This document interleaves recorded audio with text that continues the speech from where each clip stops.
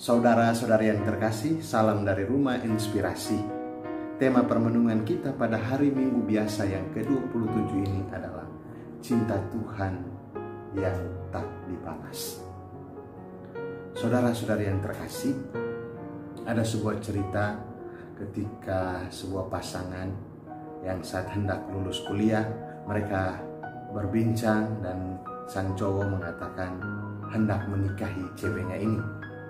Tetapi ceweknya memberi syarat, kalau kau mau menikahi aku, sekarang kita bekerja, dan jika gajimu sebulan 10 juta, kamu datang dan melamar saya.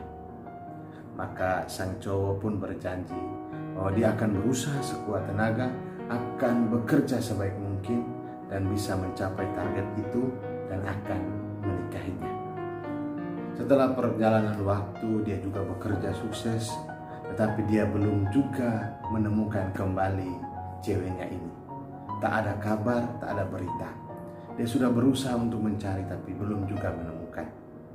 Dan pada suatu saat, ketika menuju ke suatu pusat perbelanjaan, dari kejauhan dia melihat seorang cewek. Dan dia ingat bahwa itulah ceweknya yang sejak dulu dicintai, dan sampai sekarang dicintai. Dia berusaha mendekat, walaupun tidak langsung, dia mencoba dulu dan melihat-lihat, dan ternyata benar. Dia mencoba mendekat dan menyapa dengan, akhirnya mereka ngobrol, bercengkerama, tetapi sang cowok ini belum juga menyampaikan niatnya, bahwa saya sudah bekerja, saya sudah mendapat gaji yang cukup, saya siap menikahi. Ketika masih ngobrol basa-basi, muncul seorang anak kecil. Dia lari menuju ke dua orang ini dan memanggil, "Mama, mama, mama." Sang cowok ini mulai terkejut. Oh, ternyata dia sudah menikah. Tak berapa lama muncul juga seorang cowok yang adalah suami dari ceweknya ini. Ternyata sang suaminya ini mengenali mantan cowoknya ini.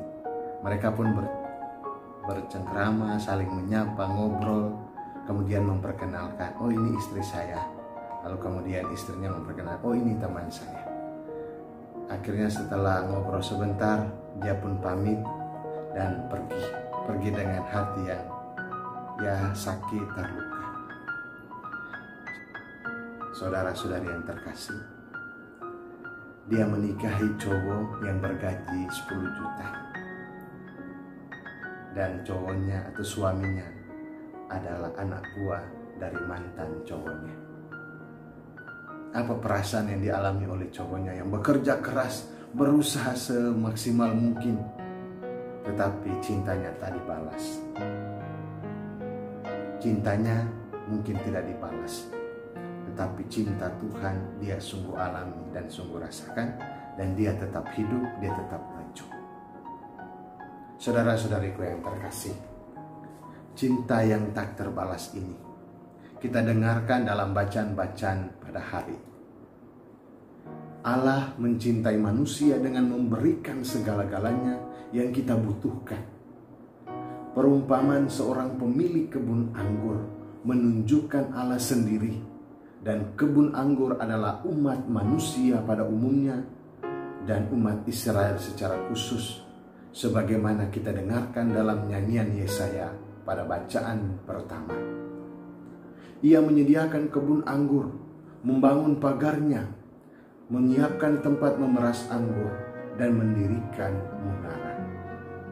Bahkan di nyanyian Yesaya, ia telah mencangkul, memisahkan batu-batu dan menanami. Ia sudah menyiapkan semuanya dan meminta penggarap untuk mengerjakannya. Dengan cinta yang besar ini, ia mengharapkan para penggarap bekerja dengan baik dan bisa menghasilkan buah yang baik. Buah yang baik itu adalah kebenaran dan keadilan. Saudara-saudara yang terkasih, namun apa yang terjadi? Buah yang dihasilkan adalah anggur yang asam, yakni keonaran dan kelaliman. Hal ini nyata dengan membunuh semua hamba-hamba Tuhan, kawan-kawan yang diutus, bahkan anak dari Tuhan itu sendiri. Keonaran dan kelaliman membutakan mata dan menutup hati untuk mensyukuri cinta yang begitu besar dari Sang Tuhan. Nabi-nabi sudah menjadi perpanjangan warta, diabaikan, diusir, dihina, dianiaya. Begitu juga warta Yohanes yang begitu keras dan tegas pun diabaikan. Sampai pada putranya sendiri, Yesus Kristus, datang dibunuh dengan cara disalibkan. Keonaran dan kelaliman ini didasari oleh kemauan untuk menjadikan semua yang Allah berikan menjadi milik. Para penggarap tidak menyadari status atau siapa diri mereka. Mereka malah justru mau memiliki semua yang telah diberikan oleh Sang Tuhan. Maka semua orang yang datang mencoba menghalangi, mencoba untuk menilai mereka, mereka habisi, mereka bunuh, mereka usir. Mereka cemas dan khawatir akan kehilangan segalanya yang telah diberikan. Maka siapapun yang datang dibunuh. Dan saudara-saudariku yang terkasih, kita adalah penggarap-penggarap kebun anggur itu.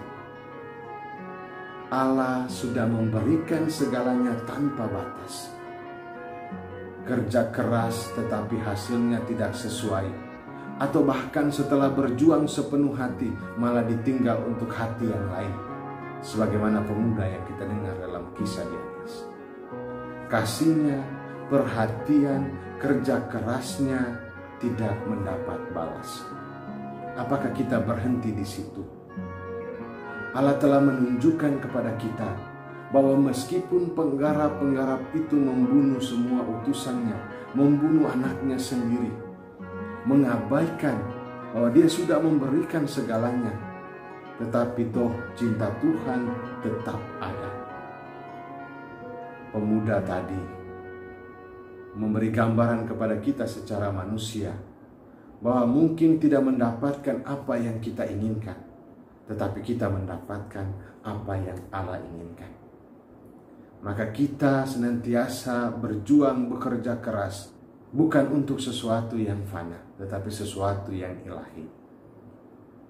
Mungkin kita tidak mendapatkan apa yang kita inginkan, tetapi kita sudah melewati proses-proses yang menjadi kekuatan dan fondasi untuk hidup jadi lebih baik. Dan sabda hari ini menegaskan bahwa kasih Allah selalu ada meski tidak dibalas. Ia selalu menolong kita dengan cintanya dan tidak menghukum kita. Ia meminta kita untuk menghakimi diri kita sendiri. Dengan apa? Dengan cara menyadari akan hidup kita, menyadari kata-kata kita, menyadari niat-niat kita, menyadari apa yang kita perbuat. Apakah sudah sesuai dengan ajarannya? Untuk itu, saudara-saudariku yang terkasih, mari kita tanam cintanya di dalam hati, dalam kebun anggur kehidupan kita. Pisahkan batu-batu kelaliman, keonaran yang menghimpit kita untuk bertumbuh, mencangkul dengan ketekunan dan kesetiaan di sekitar kebun anggur kita, di sekitar tanaman-tanaman anggur kita, menyiraminya dengan pengharapan.